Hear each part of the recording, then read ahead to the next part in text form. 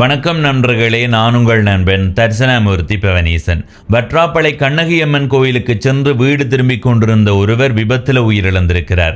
ஈழத்திலே இருந்து 5 பேர் அடங்கிய ஒரு குடும்பம் தமிழ்நாட்டுக்கு அகதியாக வந்திருப்பதாக இந்திய ஊடகங்கள் செய்தி வெளியிட்டிருக்கு. அது தெளிவாக உங்களோடு பகிர்ந்து கொள்ள போறேன்.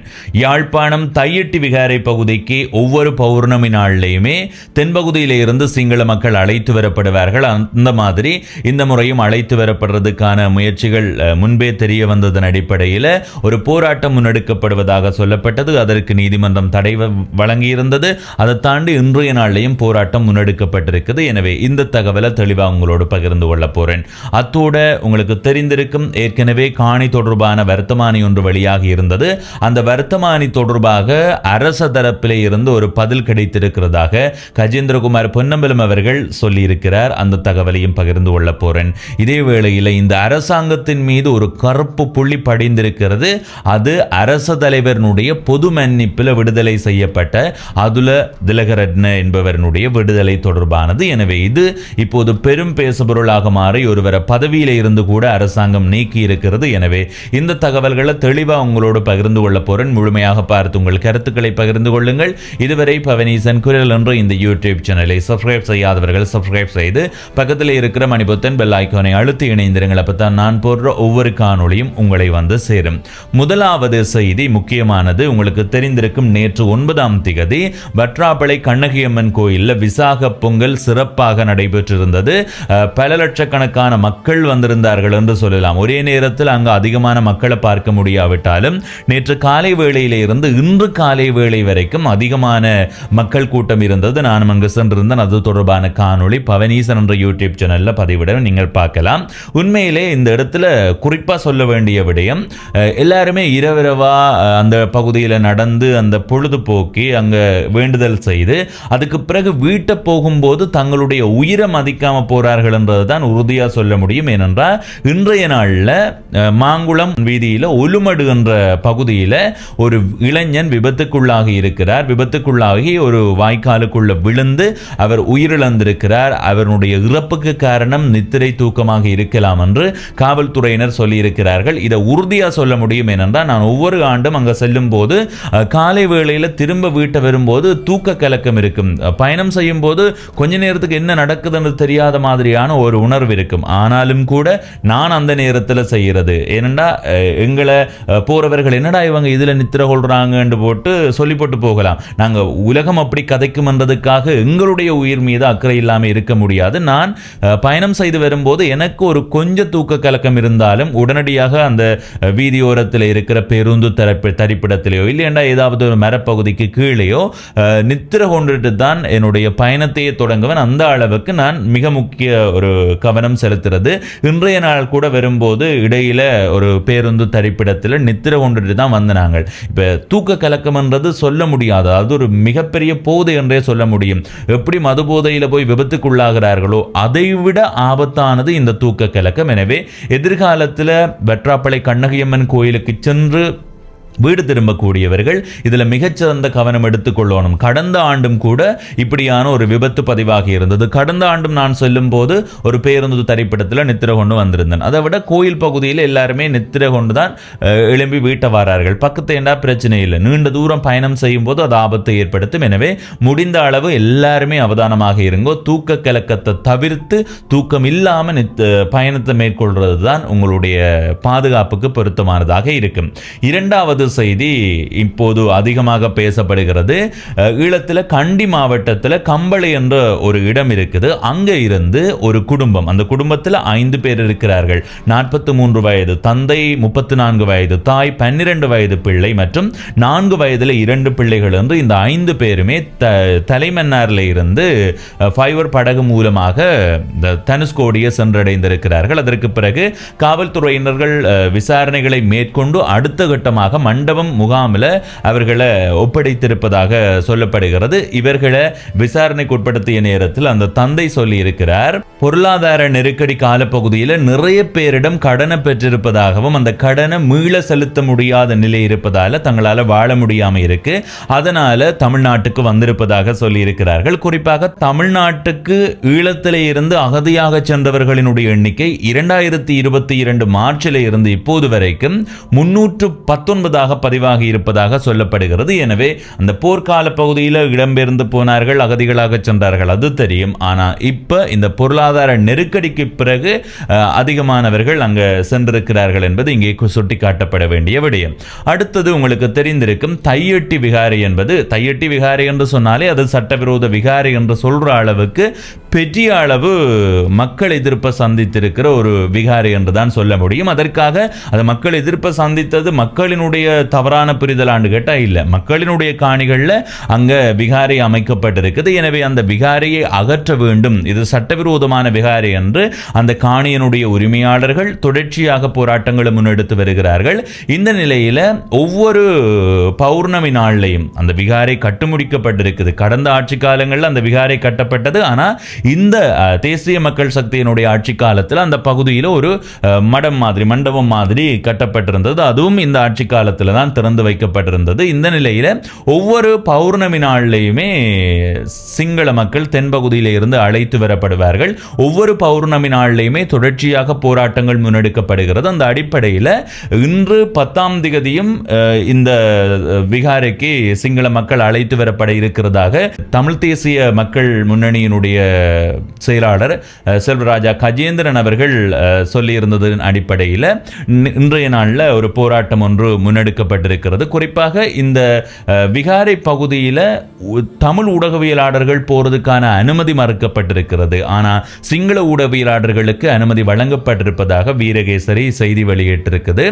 குறிப்பாக சொல்ல வேண்டிய விடயம் என்னன்னா, இந்த மக்கள் வார அந்த நிலை அறிந்து போராட்டம் நடத்தப்பட போகிறது என்பதை அறிந்து பலாலி காவல் நிலைய பொறுப்பதிகாரி மல்லாகம் நீதவான் நீதிமன்றத்தில் ஒரு கோரிக்கையை முன்வைத்திருந்தார். இந்த மாதிரி போராட்டம் முன்னெடுக்கிறதால இந்த இன ரீதியான பிரச்சனை ஏற்படுறதுக்கு வாய்ப்பு இருக்கிறது, எனவே அந்த போராட்டத்துக்கு தடை விதிக்க வேண்டும் என்று சொன்னதன் அடிப்படையில் நேற்றும் இன்றும் 27 பேர், கஜேந்திரகுமார் பொன்னம்பலம் அதுபோல செல்வராஜா கஜேந்திரன் உட்பட 27 பேருடைய பெயர் குறிப்பிட்டு இவர்கள் அந்த பகுதியில் போராட்டத்தை முன்னெடுக்கிறதுக்கான தடை விதிக்கப்பட்டிருக்கிறது. அத்தோட அந்த கோயிலுக்கு, அதாவது அந்த விகாரைக்கு வாரவர்களுக்காக வேற ஒரு மாற்று வழியும் கொடுக்கப்பட்டிருப்பதாக சொல்லப்பட்டிருக்கிறது. ஆனாலும் இன்றைய நாளில் அந்த பகுதியில் அந்த போராட்ட களத்தில் பல பேரை காண முடிந்தது. போராட்டம் முன்னெடுக்கப்பட்டிருக்கிறது. உண்மையிலே அந்த தையட்டி பகுதியில் அதிகமான காவல்துறையினர் அந்த போராட்ட காலங்களில் குவிக்கப்படுவார்கள். ஏற்கனவே அந்த போராட்ட கால பகுதியும் பார்த்திருக்கிறேன். ஆனால் இன்றைய நாளில் மிக அதிகமாக காவல்துறையினர் அந்த பகுதியில் குவிக்கப்பட்டிருக்கிறார்கள். எனவே இதற்கான தீர்வு என்னவாக இருக்க போகிறது என்பதை நாங்கள் பொறுத்திருந்து பார்க்கலாம். அத்தோடு இன்னொரு முக்கியமான செய்தி, இது உங்களுக்கு தெரிந்திருக்கும்.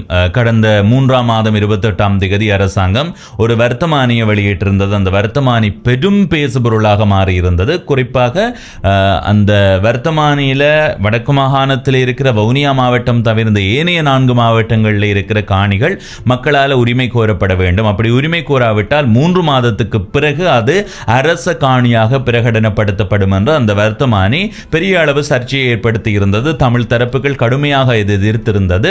இந்த நிலையில சில வாரங்களுக்கு முன்பு அரச தரப்பால சொல்லப்பட்டது, அந்த வர்த்தமானியை தாங்கள் மீள பெற்றுக் கொள்ள போகிறோம் என்று. ஆனாலும் மீள பெற்றுக் கொள்ற அளவுக்கான வர்த்தமானியை இன்னுமே வெளியிடவில்லை. எனவே இது மக்களுக்கு பெரும் குழப்பத்தை ஏற்படுத்தி இருக்கு. அரசாங்கம் அறிவித்தா அந்த மறுப்பு வர்த்தமானியை வெளியிடணும், இனிமே வெளியிடாமல் இருக்கிறார்கள் என்ற நிலை இருந்தது. ஏற்கனவே M.A. சுமந்திரன் அவர்கள் சொல்லியிருந்தார், வர்த்தமானியை அரசாங்கம் வெளியிடுவதாக சொல்லி இருக்கிறது, இன்னும் வெளியிடவில்லை, வேகமாக வெளியிட வேண்டும், அப்படி இல்லை என்றால் சட்ட மறுப்பு போராட்டத்தை முன்னெடுக்கிறத விட தங்களுக்கு வேற வழி இல்லை என்றதை சொல்லியிருந்தார். அது ஒரு பக்கம். அதுபோல கஜேந்திரகுமார் பொன்னம்பலம் அவர்கள் கடந்த 7ஆம் தேதி சொல்லியிருந்தார், தான் இது தொடர்பாக நீதி அமைச்சருக்கு ஒரு குறும் செய்தி அனுப்பி இருப்பதாகவும், அத்தோட நேற்று 9ஆம் தேதி இந்த நாட்டினுடைய பிரதமர் ஹரணி அமரசூரிய அவர்களை இது தொடர்பில் சந்தித்து பேச இருக்கிறதாகவும் சொல்லியிருந்தார். எனவே இந்த நிலையில நேற்றைய நாளில் ஒரு ஊடகம் சார்பாக கஜேந்திரகுமார் பொன்னம்பலம் அவர்களிடம் இந்த விடயம் கேட்கப்பட்டது.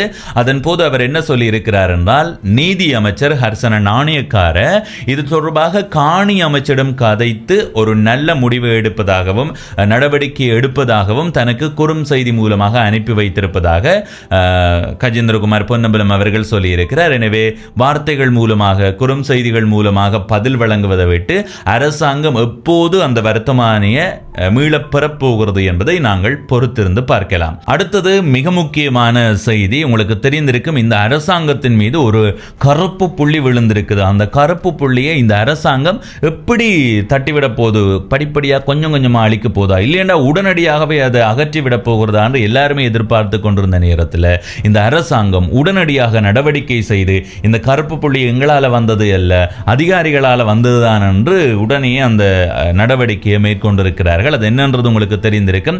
அரசு தலைவர் கடந்த வெசாக் நாளில் பொது மன்னிப்பு அடிப்படையில் சிறை கைதிகளை விடுதலை செய்திருந்தார். 388 பேரை விடுதலை செய்ததாக சொல்லப்படுகிறது. அதில் ஒருவரா அனுராதபுரத்தில் இருக்கிற நிதி நிறுவனத்தினுடைய கிளை நிறுவனம் ஒன்றினுடைய முகாமையாளர் அதுல திலகரட்னமும் விடுதலை செய்யப்பட்டிருக்கிறார். அவர் உண்மையிலும் விடுதலை செய்யப்படுவதற்கு தகுதியானவர் அல்ல. அவர் 5ஆம் மாதம் 2ஆம் தேதி சிறையில் அடைக்கப்பட்டிருக்கிறார். 5ஆம் மாதம் 12ஆம் தேதி அவரை விடுதலை செய்திருக்கிறார்கள். அவருக்கு எதிராக நிறைய வழக்குகள், நிதி மோசடி வழக்குகள் அனுராதபுரம் நீதவான் நீதிமன்றத்தில் இருக்கின்றோம். அத்தோடு அனுராதபுரம் மேல் நீதிமன்றத்தில் இன்னும் பல வழக்குகள் இருக்கிறதாக குற்றச்சாட்டு முன்வைக்கப்பட்டது. எனவே இதற்கு பிறகு அரசாங்கம் என்ன பதில் வழங்கும் என்று எதிர்பார்த்து கொண்டிருந்த நேரத்தில் ஜனாதிபதி செயலகம் அறிவித்திருந்தது, அதாவது சிறைச்சாலைகள் திணைக்களம் நீதி அமைச்சுக்கு ஒரு பெயர் பட்டியலை கொடுக்கும். அந்த பட்டியலை ஆய்வு செய்ததற்கு பிறகு ஜனாதிபதி செயலகத்துக்கு அனுப்பி வைக்கப்படும். ஜனாதிபதியினுடைய உறுதிப்படுத்தலுக்காக ஜனாதிபதி செயலகத்துக்கு அனுப்பி வைக்கப்பட்ட அந்த 388 பேர் இருக்கிற பெயர் பட்டியலில் குறித்த விடுதலை செய்யப்பட்ட அந்த குற்றவாளி, அதாவது அதுல திலகரட்னவினுடைய பெயர் இல்லை என்று ஜனாதிபதி செயலகம் சொல்லியிருந்தது. ஆனால் சிறைச்சாலைகள் திணைக்களம் சொல்லியிருந்தது, இது இந்த விடுதலை என்றது சட்டத்துக்கு முரணானது அல்ல, அவர் விடுதலை செய்யப்படுவதற்கு தகுதியானவர், எந்த அரசியல் நோக்கத்துக்காகவும் அவர் விடுதலை செய்யப்படவில்லை என்று அந்த விடுதலையை நியாயப்படுத்தி இருந்தது. எனவே இரண்டு தரப்பும் ஒவ்வொரு முரணான கருத்துக்களை சொல்லி இருக்கிற நேரத்தில் அரசு தரப்பால ஜனாதிபதி செயலகத்தால குற்றப்புலனாய்வு திணைக்களத்தில் கடந்த 7ஆம் தேதி ஒரு முறைப்பாடு பதிவு செய்யப்பட்டிருந்தது. இப்போது நடவடிக்கைகள் எடுக்கப்பட்டு கொண்டிருக்கிறது. இந்த நிலையில நேற்று 9ஆம் தேதி சிறைச்சாலைகள் ஆணையாளர் துஷார உப்புல்தனிய உடனடியாக பதவியிலிருந்து விலக்கப்பட்டிருக்கிறார். அத்தோட குற்றப்புலனாய்வு துறையினரும் அவரை கைது செய்திருக்கிறார்கள். இன்றைய நாளில் கொழும்பு நீதிமன்றத்தில் அவரை முன்னிலைப்படுத்திய போது அவரை 11ஆம் தேதி, அதாவது நாளைய நாள் வரைக்கும் விளக்கமறியல்ல வைக்க வேண்டும் என்று உத்தரவிடப்பட்டிருக்கிறது. இது பெரும் பேசுபொருளாக மாறியிருக்கிறது. இந்த நிலையில் நேற்று 9ஆம் தேதி சிறை கைதிகளின் உரிமைகளை பாதுகாக்கிற ஒரு அமைப்பு நீதி அமைச்சுக்கு முன்பாக ஒரு ஆர்ப்பாட்டம் ஒன்று முன்னெடுத்திருந்தது. அந்த அடிப்படையில் நீதி மற்றும் தேசிய ஒருமைப்பாட்டு அமைச்சர் ஹர்சன நாணயக்கார அவர்கள் அழைத்து சில விடயங்களை தெளிவுபடுத்தி இருக்கிறார். இந்த விடயம் என்றது எங்கேயோ தவறு நடந்திருக்கு, குறிப்பாக சிறைச்சாலைகள் திணைக்களத்தில் இந்த தவறு என்றது நடந்திருக்கு, உடனடியாக நடவடிக்கை எடுக்கப்படும் என்று சொல்லியிருக்கிறார்.